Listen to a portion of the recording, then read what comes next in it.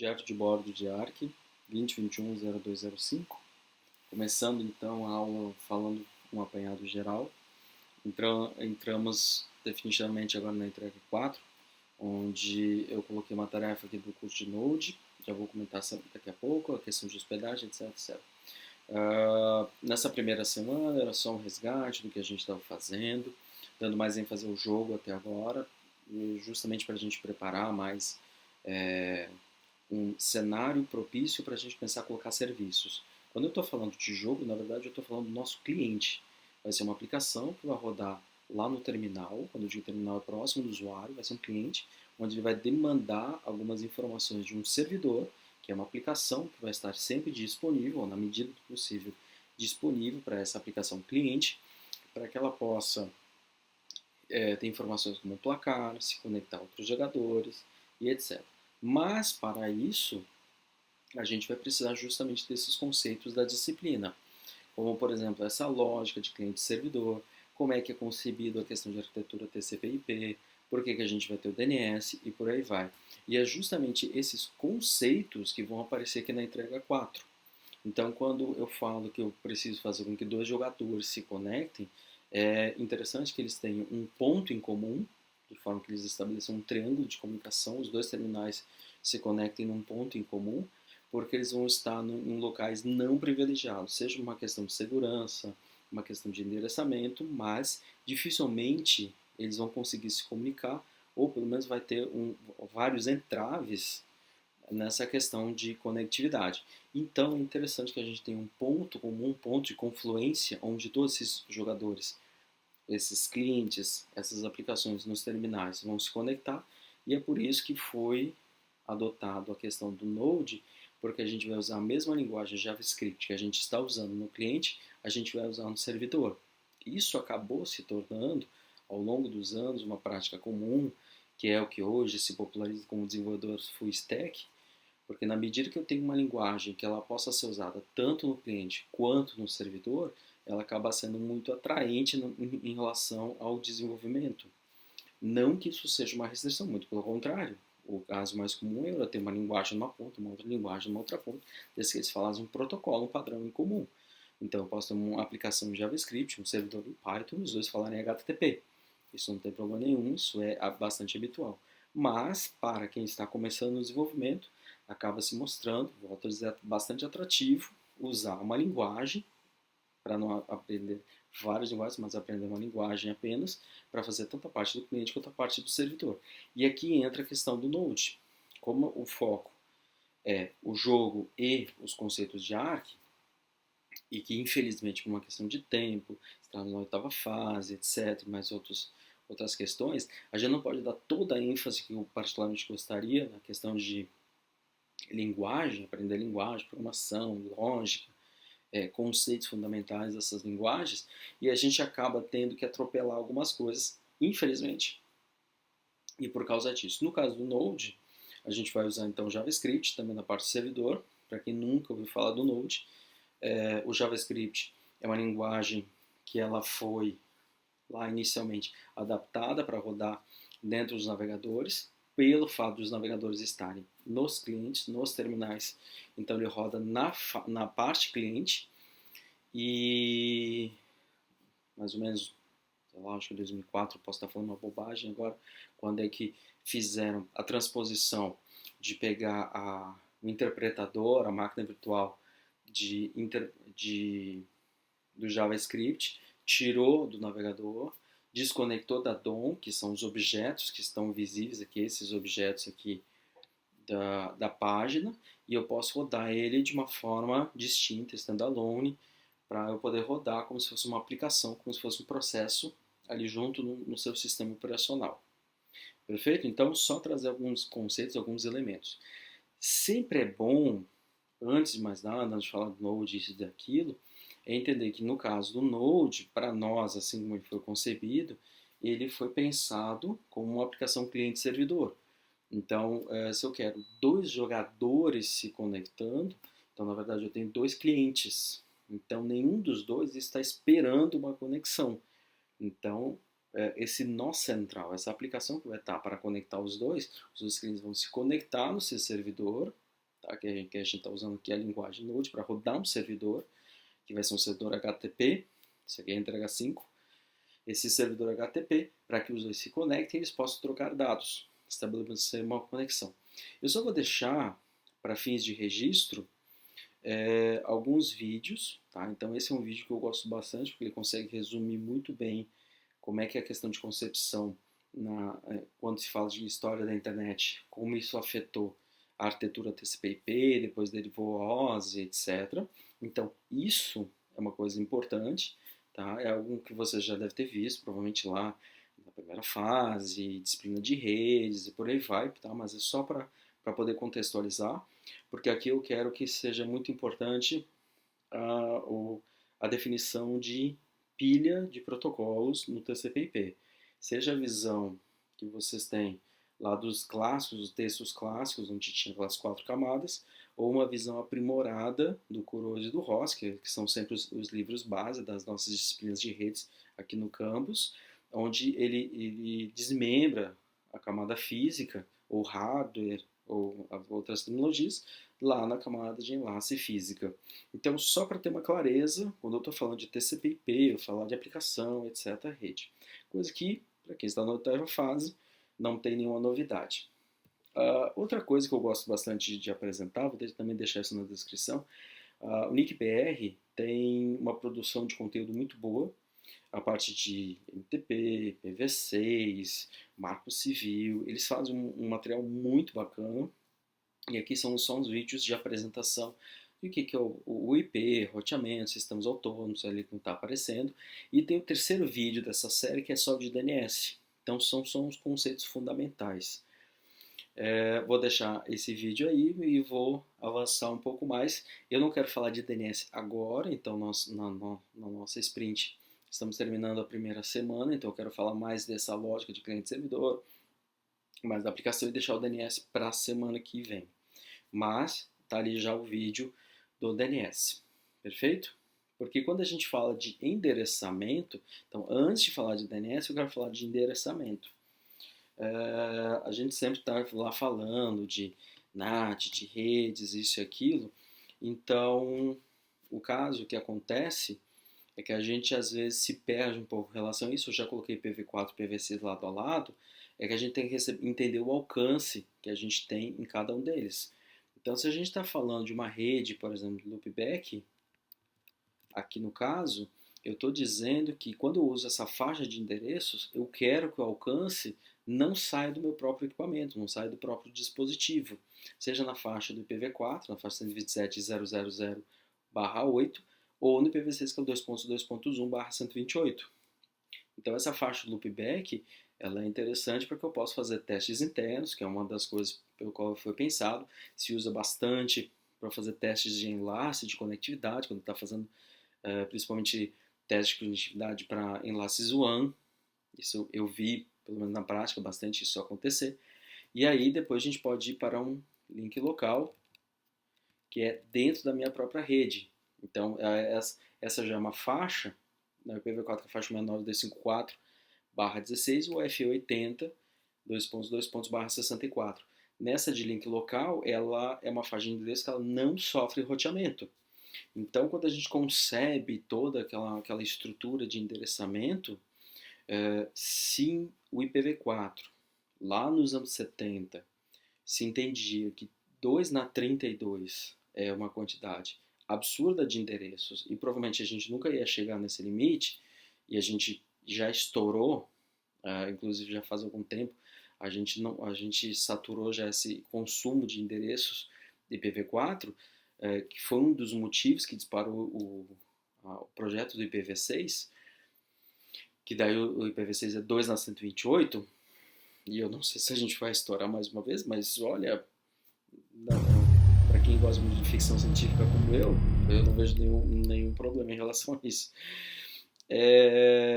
Ali a faixa da F80, 2.2.64 link local, eu estou dizendo que isso não sofre roteamento de forma alguma, assim como o multicast, claro, desconsiderando o GMP, desconsiderando alguns protocolos, desconsiderando umas coisas que tem lá do IPv6, mas a ideia do multicast também é que ele só possa operar em rede local, salvo essas exceções, esses saltos de uma rede local para outra rede local. Tudo bem? Então, aqui no caso, esses dois elementos aqui, eu estou falando de redes locais. Já a parte do ULA ou site local, já é uma faixa de endereço, quando a gente já usa no popular de IPs privados, que daí eu já estou falando de NAT, já estou falando de rede local ou rede interna, e isso sempre afeta muito quando a gente está dizendo que isso é normal ter nas residências, isso é normal ter dentro das empresas.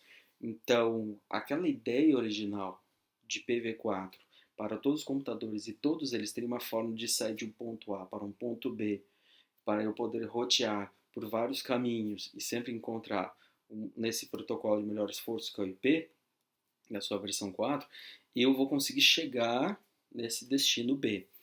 Mas, ao longo do tempo, com a saturação do IPv4, com o NAT, etc., começou a aparecer algumas soluções. E no caso dessas faixas, né, faixa 10, 172 e 192, no caso do IPv6 é FC00/7, tá? Aqui no caso, eles podem sofrer roteamento dentro do seu sistema autônomo. Então, eles podem sofrer, eles podem usar aqueles protocolos, inclusive de roteamento intra-AS, com OSPF, RIP, IGRP, GRP, por aí vai. Ok? Então, essas faixas aí. Só que caso queira sofrer um roteamento inter-AS, ou seja, PGP, navegar na internet, etc., eu preciso necessariamente da faixa global de endereços. No caso do IPv4, ele acaba pegando o resto das classes A, B e C. Então, é meio, eu ia dizer bagunçado, né? Mas é bagunçado na medida que a gente não tem uma coisa tão bonitinha quanto a gente tem em IPv6. Porque em IPv6, tudo que começa com 2 e tudo que começa com 3 é global. Ponto. É só isso. É muito mais fácil da gente conseguir entender que um endereço, quando ele começa com F, ele é sempre de uma rede interna ou rede local. Quando ele vai com E com F, ele não sofre roteamento. Quando é com C ou com D, ele sofre roteamento. E aqui, quando começa com 2 ou 3, aí ele é um endereço global. Então, claro, como a faixa de endereço é muito maior, é muito mais fácil fazer essa manipulação. Mas voltando aqui, então quando eu estou dizendo que um cliente quer falar com outro cliente, antigamente todos tinham um IP válido, ou seja, todos tinham um IP global. E aí era muito mais fácil. Hoje com o NAT eu teria que fazer um redirecionamento de porta, teria que abrir, fazer o PNP, fazer alguma coisa. Eu tinha que ter algum mecanismo para burlar o que hoje nós temos dois problemas nas bordas, que são os filtros de pacotes, ou firewalls, ou aplicações que filtram conteúdos, aplicações, mensagens, segmentos, etc., dependendo em que camada for, e a questão de NAT, porque ela vai fazer toda essa troca de endereços, e não que seja um mecanismo de segurança, cuidado, não é. Ele acaba sendo usado para tal, mas ele não é considerado um mecanismo de segurança. Mas o NAT acaba dificultando e muito quando a gente for trabalhar. Então, vocês que estão fazendo o TIP vão ter esse problema muito presente, muito visível quando começar a trabalhar com as mídias. Então, retornando aqui, quando a gente fala de endereço, eu já tenho que entender que eu preciso de um nó, de uma aplicação no meio do caminho, onde todos eles vão convergir, se conectar para fazer isso. Mas para tal, eu preciso que uma aplicação ela se comporte como cliente e outra aplicação se comporte como servidor. Servidor significa que ela vai estar ali parada, abrindo um socket, TCP ou DP, ou SCTP, ou qualquer outro protocolo, mas normalmente TCP, no nosso caso, em que ele vai ficar esperando algum cliente se conectar para ele responder. Então alguém começa a conversa, que é o cliente, fazendo uma pergunta, e o servidor devolve com uma resposta. A gente pode...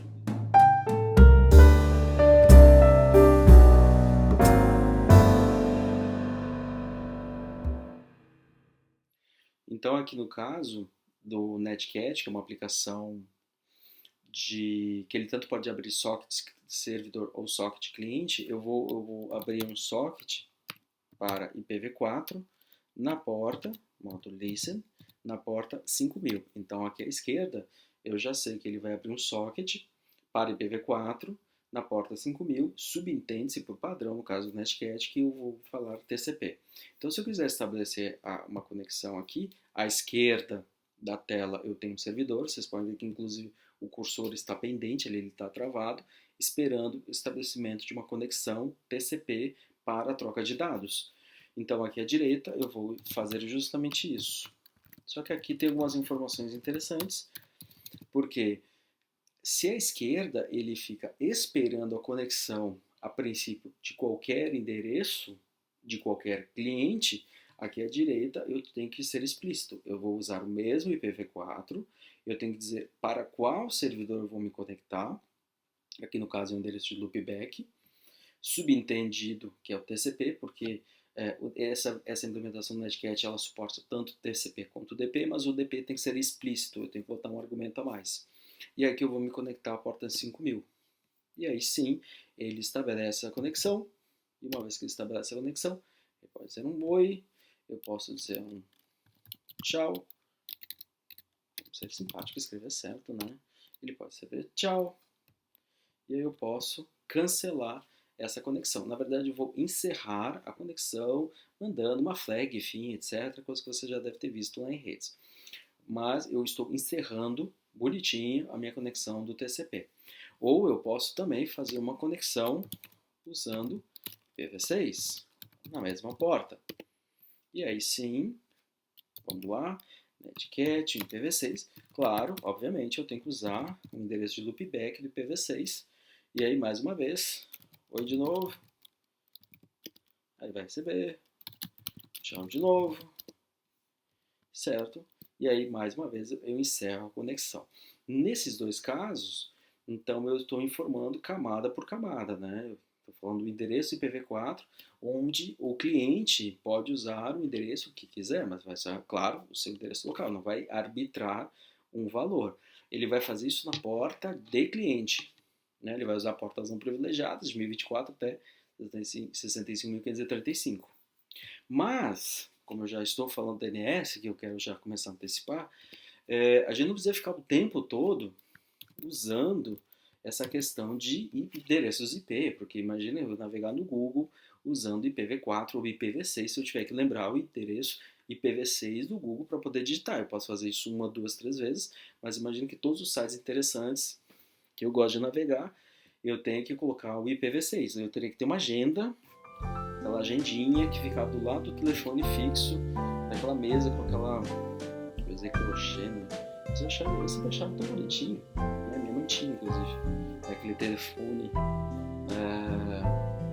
que ficava no canto da sala, que tinha uma agenda, a agenda também tinha aquele dial. Meu Deus, é coisa de velho, né? Eu ia ter o dial, mas é exatamente isso. Ia ter o dial, aí tinha uma caneta, e tinha agenda, tinha um encaixe para caneta. Era muito simpático. Mas isso eram outros tempos. Então hoje, se a gente falar de uma cultura de quem está usando celular, dificilmente vocês vão lembrar o celular de alguém. Vocês guardam isso nos contatos. Então esse guardar nos contatos, antes da gente falar do sistema global de endereçamento, eu estou falando de arquivos locais mesmo. Então tem o arquivo hosts, por exemplo, etc hosts. Para quem não está muito habituado com Linux, em etc são os arquivos de configuração. Era para ser até etc, tá? Mas são os arquivos de configuração. E eu, para fins de exemplo, eu coloquei aqui dois endereços adicionais. 127.001 é Rama. Para quem não sabe, Rama é uma série muito boa do Clarke e do Gentry Lee, onde são IPv4 livros, que é uma série. Tá?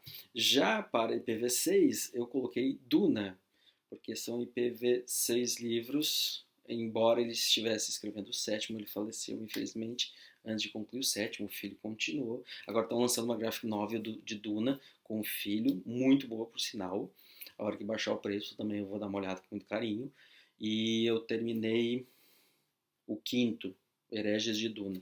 Estou esperando o sexto. Então, para IPv4, a série com 4 livros do Clarke.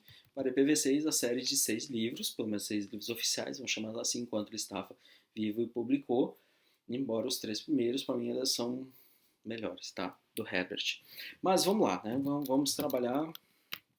Então, IPv4, eu posso colocar aqui em modo escuta, a mesma porta 5000, mas se eu for me conectar agora no IPv4, eu posso usar o endereço RAMA, porque RAMA no meu arquivo hosts, deixa eu cancelar aqui e deixar o arquivo hosts à mão, aí para facilitar, e aí sim eu posso me conectar, ou mais uma vez, e aí sim eu posso dizer, meu Deus, eu ia falar uma coisa do livro, deixa, nossa, mas eu ia dizer o que acontece com, mas eu ia dar spoiler, gente, spoiler, não é legal. Eu ia dizer uma parte lá no filme lá do Jardim de Rama, eu acho que é o livro 3. Enfim, voltando. Aqui no quase, então, aqui eu tenho IPv4, mas eu também posso fazer para IPv6, certo? E aqui no caso de IPv6 eu vou usar já o seu endereço IPv6. No caso vai ser Duna, certo? Tá para sair do Duna agora, o filme também, que é do Villeneuve, e esse eu estou esperando. Então, olá, eu só vou colocar frase, porque senão vai ficar muito nerd. Eu queria botar um diálogo da Lady Jéssica com o Paul, mas não, deixa, gente, meu Deus do céu, né? Então, vou usar os símbolos bem de tiozão, até mais, ponto final, pronto, acabou e fechou a conexão. Então, o Netcat, ele pode ser usado não só para alguns experimentos, ele é chamado de canivete suíço justamente porque ele pode ser usado para muitas coisas. A título de exemplo, uma vez eu precisei fazer um backup entre duas máquinas a quente, significa que eu tinha que fazer com elas ligadas, elas operando, elas trabalhando o tempo todo. Então eu fazia a compactação, eu jogava isso num pipe, né, de uma aplicação para outra, fazia um netcat cliente, jogava com um netcat servidor, ou seja, a comunicação entre as duas máquinas eu fazia com um netcat. Depois eu descompactava e jogava num arquivo. Dessa forma eu fazia sincronismo. Numa época que o R-Sync nem era tão popular, tá? A gente fazia isso à mão mesmo. Então aqui, o que a gente vai fazer antes de mais nada, que é realizar esse curso de Node, é só para a gente ter, então, no caso, um servidor, mas para a nossa disciplina a gente vai ter uma aplicação que vai estar com o endereço IPv4 ou IPv6 válido. E quando eu digo válido, eu estou falando de um endereço global, que vai estar operando, muito provavelmente na nuvem, em algum serviço de nuvem, que a gente vai escolher, e aqui no caso ficou definido que vai ser o Google Cloud. Eu vou hospedar, e se alguém quiser hospedar o seu serviço, só me sinaliza, mas eu vou hospedar, então eu vou ter um IPv4 válido, onde a gente depois vai poder colocar, tem um nome do servidor, então não vai ter um IP 35. Alguma coisa, vai se chamar jogo.domínio de DNS. Então, para a semana que vem a gente vai estudar DNS, de forma que a gente consiga no navegador simplesmente escrever jogo.domínio.cc ou qualquer outro endereço que seja no caso, para que a gente possa cair no servidor, se conectar, os clientes se conectarem e a gente poder fazer, enfim, o jogo ser multiplayer, multijogador, que é o objetivo aqui. Mas que na prática a gente já vai ter que estudar HTTP, HTTPS, DNS, a questão de URI, URL, endpoint, são conceitos da disciplina e que acaba abraçando toda aqui a loja do jogo. Tanto é que essas informações estão justamente aqui nas outras tarefas, que elas sempre vão começar a se misturar das tarefas de disciplina e combinar depois com a questão do jogo. Então, às vezes, vai ter trilha sonora, som personalizado, mas quando a gente fala publicar a versão 1.0, significa que ele tem que não só divulgar nas redes sociais, mas para isso a gente precisa ter uma URL, a gente precisa ter um endereço, a gente precisa ter um DNS, e tem que ter lá rodando uma aplicação, um servidor HTTP, para poder atender a requisição para a pessoa ver o jogo ou se conectar com ela. Perfeito? Então, essas tarefas até o dia 12. É isso.